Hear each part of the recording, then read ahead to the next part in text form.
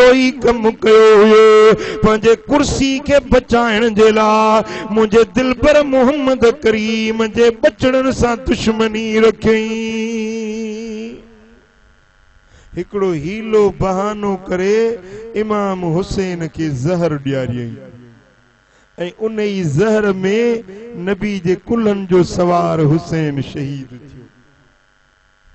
बाक़ी रहियो इमाम हुसैन, उन खे रस्ते तां हटाइण जे लाइ मदीने जे गवर्नर के खत लिखई त हुसैन के चओ मुंहिंजी बेयत करे, जे बेयत नथो करे त उनजो सिर कटाए मुंडे दिमश्क ॾियारे मोकिल। मदीने जे गवर्नर इमाम हुसैन के सदायो ही यजीद जो खत आयो आ, हाणे तवां जी केड़ी मर्जी आ।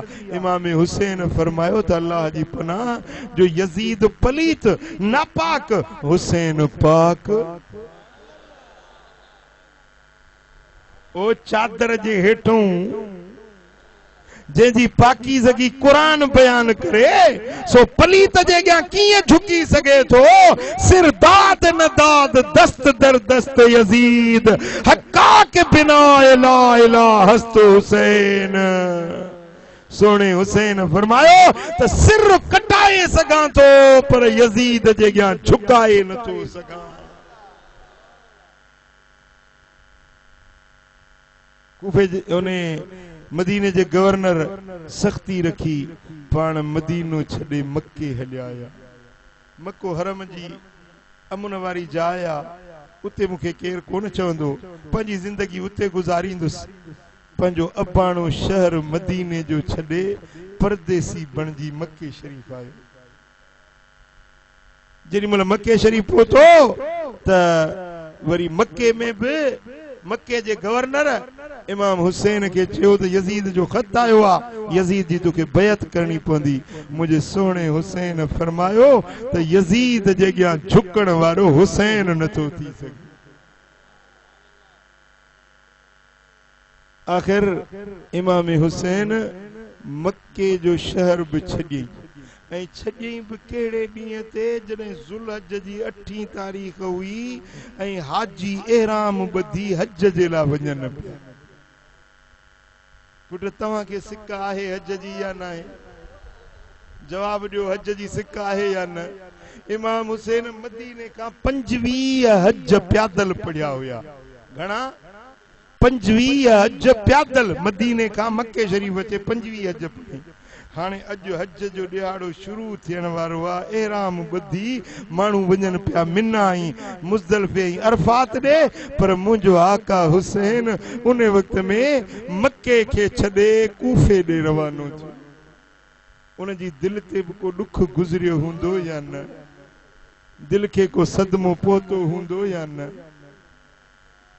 अबाणो वतन मक्के जो त छॾियईं, पर हरम जी सरज़मीन मक्को भी छॾियईं, मदीनो भी छॾियईं, हाणे कूफे ॾे मुंहिंजो सोनो हुसैन हलियो आहे।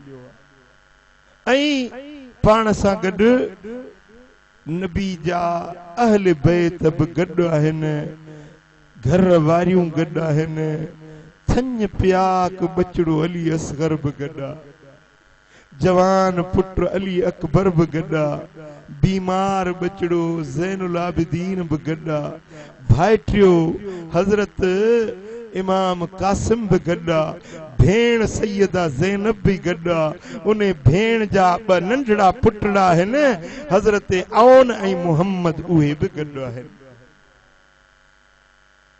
हजरत अली असगर जी अम्मा जीजल बीबी रुबाब भी गड्डा, सोने हुसैन जी घरवारी बीबी शहरबानो भी गड्डा, पाक दामन बीबियूं भी गड्डा आहिनि। ऐं उहो घराणो आहे जेको काइनात में सॼी दुनिया मां भले में भलो घराणो, ऐं कंहिंजो घराणो इमाम हुसैन जा बच्चा मुहम्मद मुस्तफा जी आल, ऐं मुस्तफा जी आल हजरत इब्राहिम जो औलाद, इस्माइल ज़बीहुल्लाह जो औलाद। पुट काबे के ठाहिण वारे, काबे के आबाद करण वारे इब्राहिम ऐं इस्माइल जा औलाद, ऐं मुहम्मद मुस्तफा जा नंग ऐं न्याणियूं। हजरत इमाम हुसैन पंहिंजे घराणे खे वठी मक्का मुकर्रमा मजा निकता हैं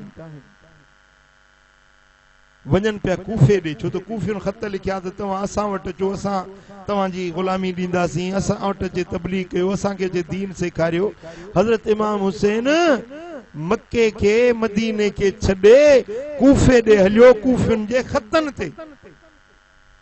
हज़रत इमाम हुसैन अञा रस्ते में हुयो पंहिंजे सौट हज़रत इमाम मुस्लिम के मोकिली त वञी ॾिसी आ भला कूफियुनि जन खत लिखिया आहिनि सचा आहिनि कूड़ा आहिनि।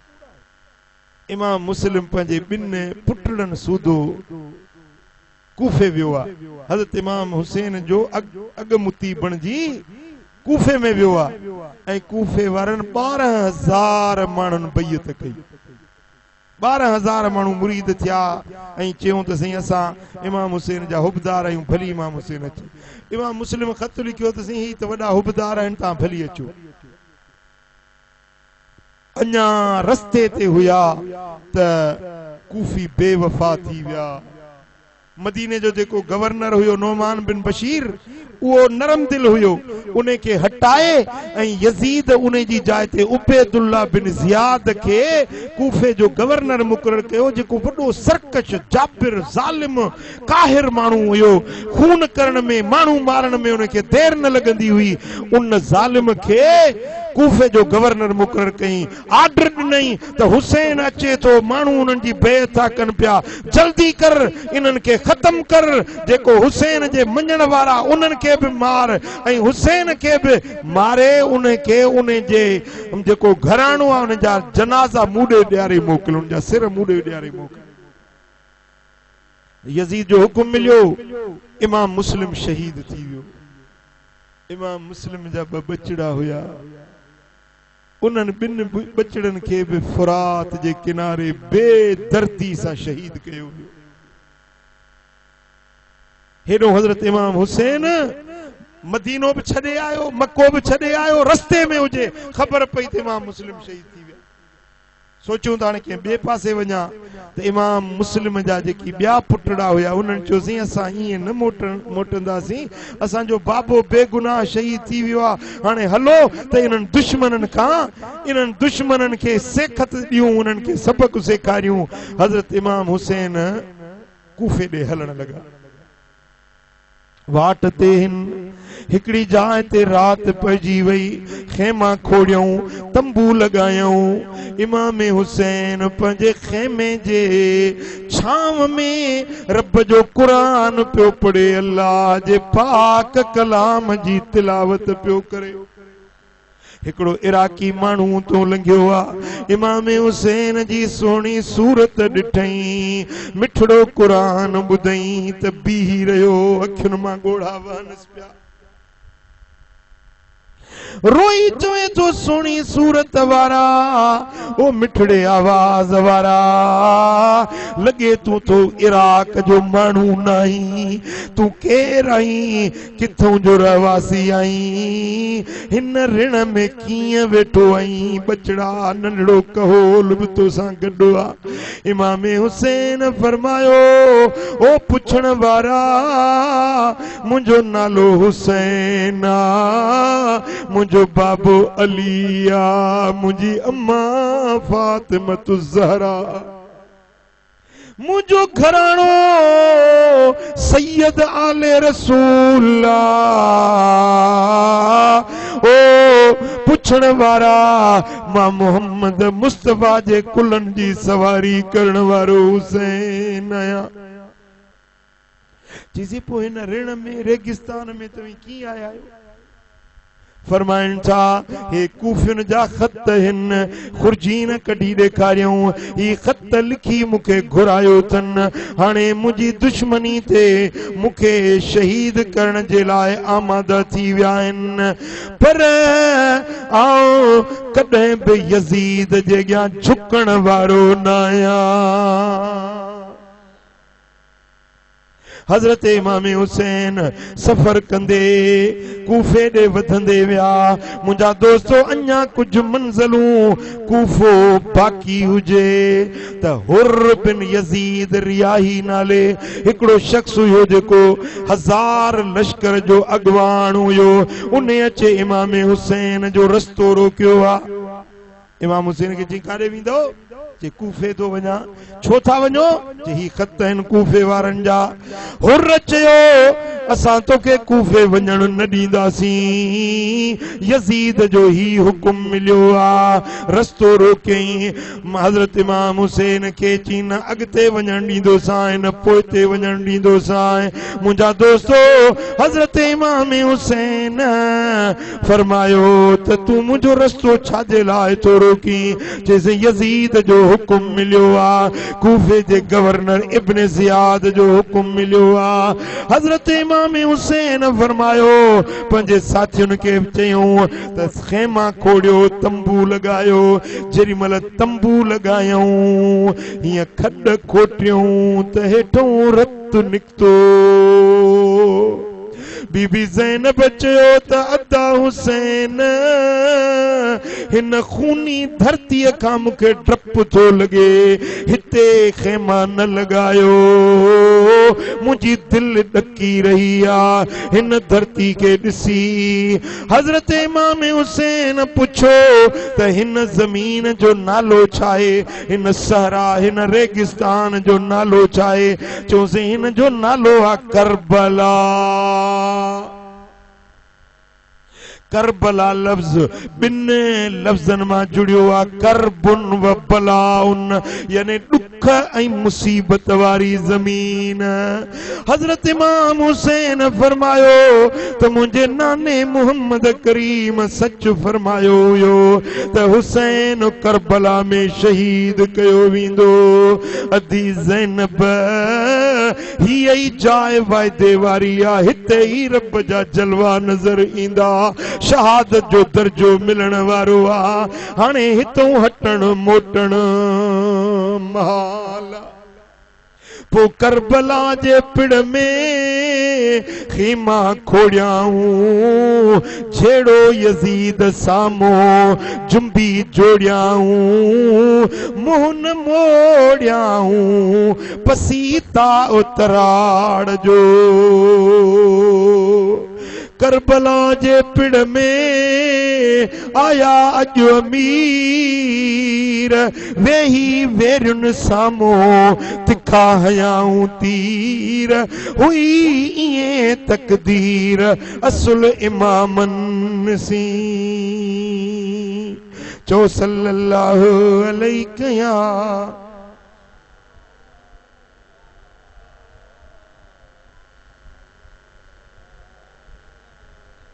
सल्लल्लाहु अलैहि या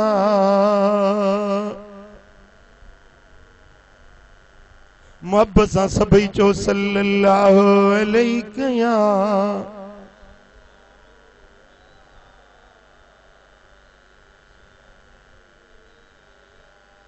मुंहिंजा दोस्तो हज़रत इमाम हुसैन उते खेमा लगाया आहिनि, पासे में फुरात नदी वहे पई। ऐं पुट करबला मां पाण अखियुनि सां ज़ियारत करे आयो आहियां। हाणे त करबला जो शहर आहे, वॾो शहर आहे, पर इन शहर खां थोरो हीअं अॻिते निकिरंदो न त उहो साॻो ई रेगिस्तान, उहा वारी, उहा मिट्टी, उहा धूड़ साॻी अॼु बि नज़र थी। उन्हारो हो, गर्मी जी जो चालीहो उन्हारे जो थींदो आहे। तव्हां घोटकी वारनि खे ख़बर आहे गर्मी जी। जेॾी महिल ज़मीन तपंदी आहे, दरिया जे कच्चे में जिते वारी हूंदी आहे, जेॾी महिल उन्हारो चालीहो हूंदो आहे, तव्हांखे ख़बर आहे त उन वारीअ ते पेर रखण बि ॾुखियो हूंदो आहे, मंझंदि जो निकिरण बि ॾाढो ॾुखियो लॻंदो आहे। अदा इंसान बानो वीचारो छातो सहे, मानू छातो बर्दाश्त करे। पंजे हिए ते हथ रखे दिसो त इंसान केतरो नाजुक मिजाज हुंदो आ। मुझा दोस्तों उन ऋण में रेगिस्तान में ही नबी जो घराणो जंहिंमें मासूम बचड़ा बीबियूं पर्देदार न्याणियूं भी हुयूं।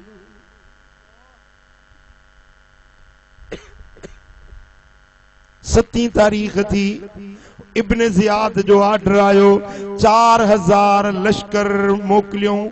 लश्कर त फौजूं जत्था जत्था ईंदा विया, हे त 1000 लश्कर हो जेको हुर सां गॾु हुयो, पर उन खां पोइ 5000 लश्कर आयो, 4000 3000 2000 जत्थन में तव्हांजो 82000 लश्कर गॾु थियो आहे। हेॾो इमाम हुसैन सां गॾु सिर्फ़ 72 ॼणा, सिर्फ 72 ऐं होॾों 82000 जो लश्कर। 7 तारीख थी त इब्न जियाद गवर्नर जो आर्डर मिलियो आ त जेका फुरात नदी आ, इन नदी ते 4000 लश्कर पहरे ते बीहारियो।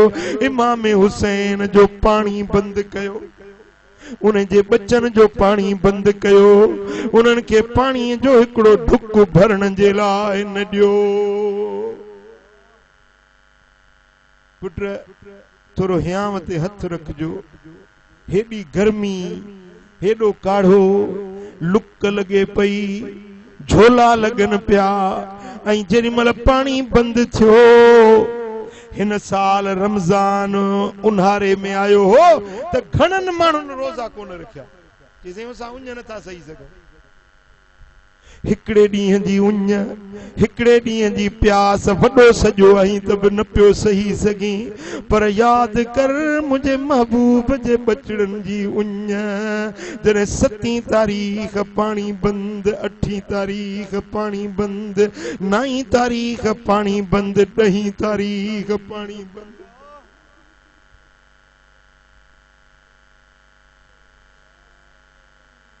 बीबियूं उहे पाक दामन मदीने जा मिठा पानी पीअण वारियूं, उहे कौसर जा मालिक, हौज़े कौसर मोहम्मद मुस्तफ़ा जी मिल्का, उन मोहम्मद जा बचड़ा। अज करबला जे मैदान में, कूफी करबला में पानी ना प्यारी ने, कूफी करबला में पानी ना प्यारी ने, उते अली शाह के शहजादा सारी ने, निकरियो निहारी ने, चढ़ो मीर मोहम्मद अरबी।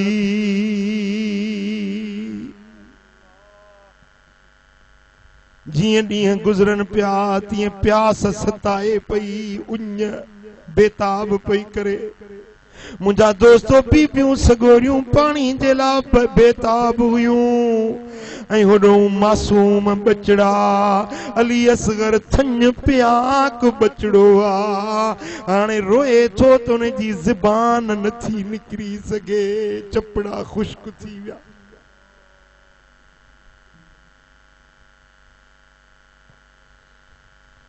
बीबी रुबाब जेका अम्मा है हजरत अली असगर जी, इमाम अली असगर के झोली में खणी इमाम हुसैन जे अॻियों आई आ। ओ मुंहिंजा वर हुसैन, ही निहार बचड़ो नंढड़ो रोए थो त रोई नथो सघे, हिन जे लाइ कुछ पानी जो इंतजाम कर। मुंहिंजो आका हुसैन बचड़े अली असगर के झोली में खई ऐं फुरात ॾे हलियो आ बचड़े के पानी प्यारण जे लाइ। जिए फुरात जे वेझो वियो त 4000 सिपाहियुनि खणी तीर सिधा कया, तलवारूं ऐं नेज़ा सिधा कया। हुसैन काॾे थो वञे, बचड़े के पानी प्यारण थो वञा।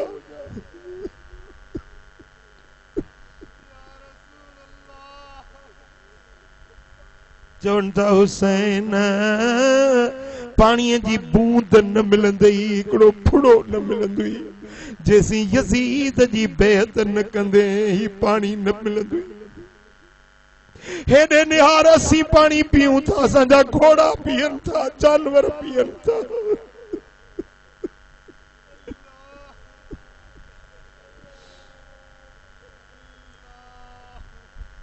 पर तोखे तुझे बच्चन के पानी न दींदासी हजरत इमाम हुसैन अगते वधंदो वियो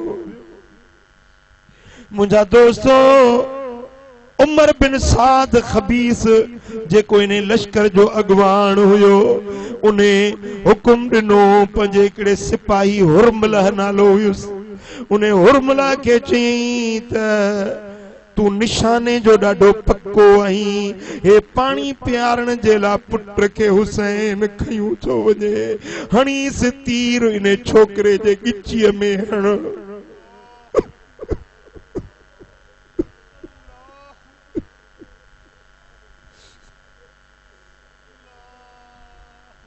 हुरमलो खबीस निशानो वठी हिय जो तीर हयई नंढड़े अली असगर जे गिच्चीअ मां पार थी वियो इमाम हुसैन जी बाह में वञी लॻो खून जो फुहारो निकतो हुसैन पाक जे झोलीअ में अली असगर शहादत जो प्यालो पी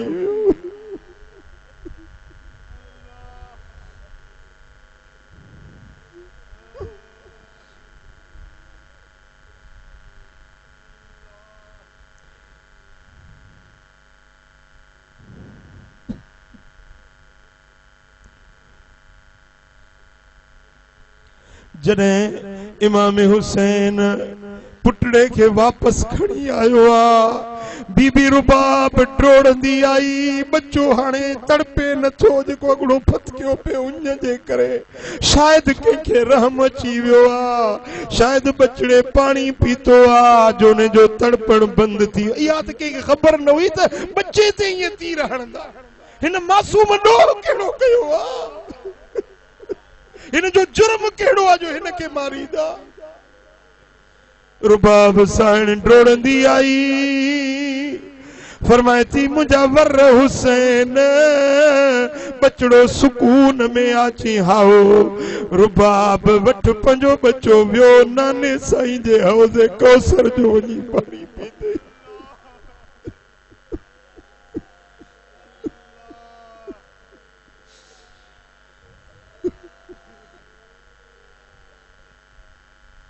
लिखन था किताब लिखन था त बीबी हजरत अली असगर जी अम्मा जी जल हिकड़ो साल इन वाक़े का पो जिंदा हुई पर पूरो साल रोंदी रही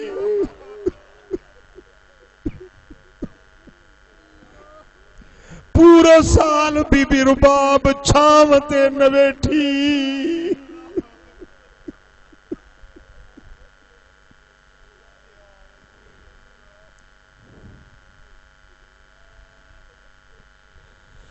ये मुंजी ज़बान ये मुंजो कलम छा पेश करे हसनैन जो गम ये मुंजी ज़बान ये मुंजो कलम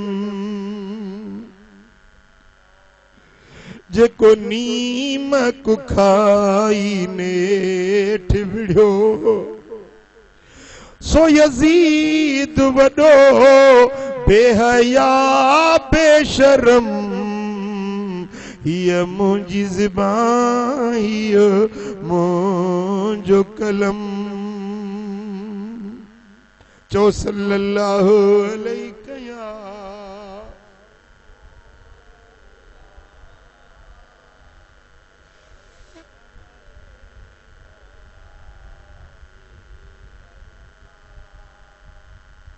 हिक हिक थींदा मुझे सोने हबीब जा बचड़ा शहादत जो प्यालो पींदा विया केॾी महिल इमाम अली अकबर पियो शहीद थे, केडी मल इमाम कासिम पियो शहीद थे, पर इमाम हुसैन हर एक के पान घोड़े ते सवार करे रवानो कन पिया।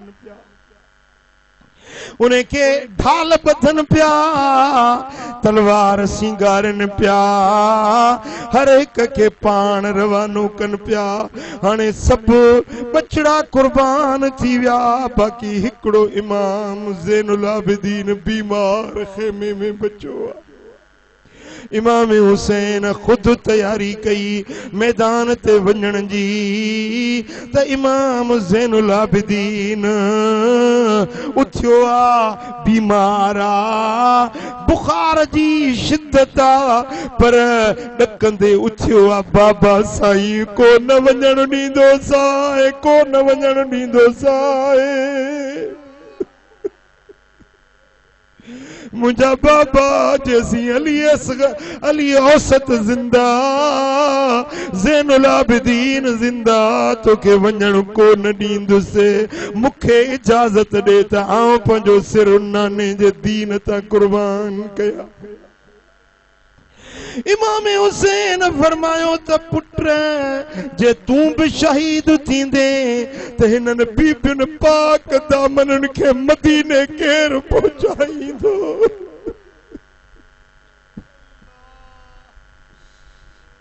मुझो नसर दुनिया में किए वधंदो, ओ बचड़ा तू मुझे जानशीन थींदे, इमामत तुझे सिर ते ताज सजायो वींदो।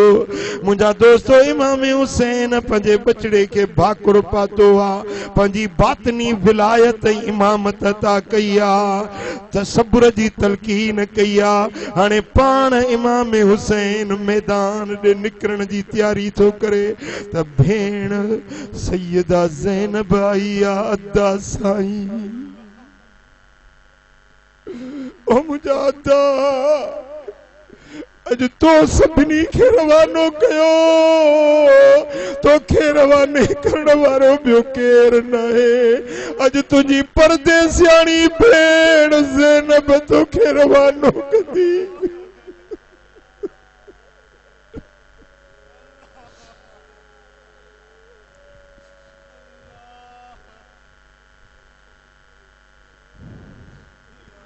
सैयदा ज़ैनब इमाम हुसैन के ज़िरह बधिया, तलवार सजाइया,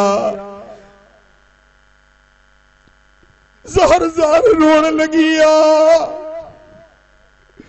भाइरुन के भेनरूं वणंदियूं आहिनि, भेनरुन के पंहिंजा भाउ ॾाढा मिठा लॻंदा आहिनि।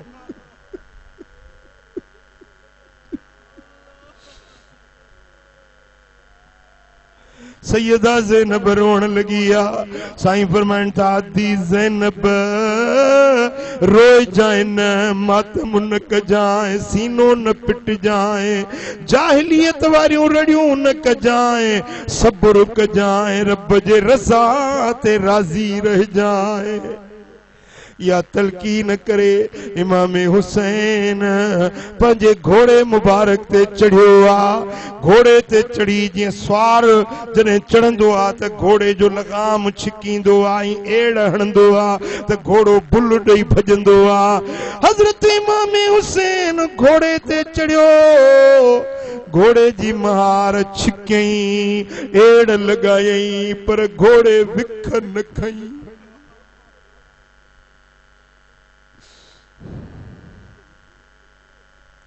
वरी ॿियो भेरो घोड़े जी लगाम के छिक ॾिनई, एड़ हयई, पर घोड़ो विख न हलियो, घोड़े जो गर्दन हेठि झुकी वियो। टियों भेरो भी ईअं थियो आहे। इमाम हुसैन घोड़े के हलाइण जी कोशिश कई, पर घोड़े हेठि निहारियो, समझी विया त शायदि को राज़ आहे जो घोड़ो नथो हले। जेॾी महिल इमाम हुसैन ॾिठो त हेठि लथो आहे, छा खणी ॾिसे त नंढड़ी न्याणी सुके नाए जेका घोड़े जे टंगुन के भाकुर पायूं रोई चवे थी घोड़ा मुझे बाबा के न वठी वञ जाए ओ घोड़ा मुझे बाबा के न वठी वञ जाए।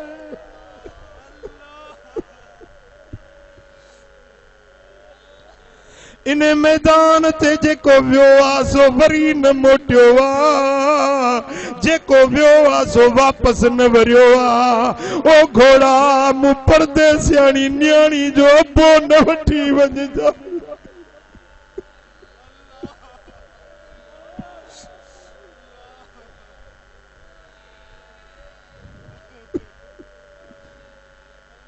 ओ न्याणियुनि वारा पंहिंजे याव ते हथ रखो बचड़ा केड़ा मिठा है न्याणियों केड़ियों प्यारियों।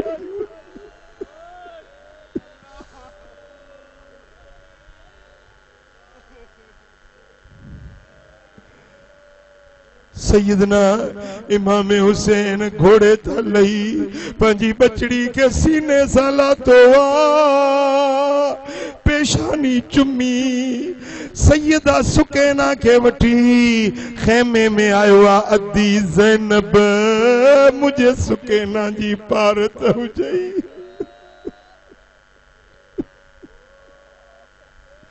हिनके अब्बे वारो प्यार ॾिजाए हिनके मोहब्बत ऐं शफ़क़त ॾिजाए मुंहिंजी लाडली न्याणी जो ख़ास ख्याल रखजाए। हाणे हज़रत इमाम हुसैन खुद मैदान जंग में वञनि था बहादुरी जा जोहर ॾेखारींदे सवे यज़ीदियुनि के कत्लाम कंदे आख़िर पंहिंजो सिर भी रब जे हवाले कनि था शहादत जो प्यालो पियन था।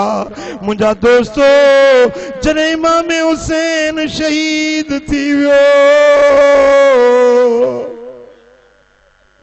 खुदा जो कसम मजमउ ज़वाइद में इमाम हैसमी रिवायत आंदी आ त जिए इमाम हुसैन शहीद थियो आ सिज पे नूर थी वियो ॾींहं जे वक़्त में तारा नज़र अचण लगा आसमान मां रत वसण लॻो भितियूं रत में ॻाढ़ियूं थी वियूं आसमान जो ओभर ऐं ओलह वारो किनारो रत जे दिग वांगुरु ॻाढ़ो थी वियो जमीन मां रत उभरी बाहर निकरण लगो आ सिज पे नूर थी वियो सितारा एक ॿिए में टकराइजण लगा हसन अमीर हुसैन ते रुनो टिन टोलन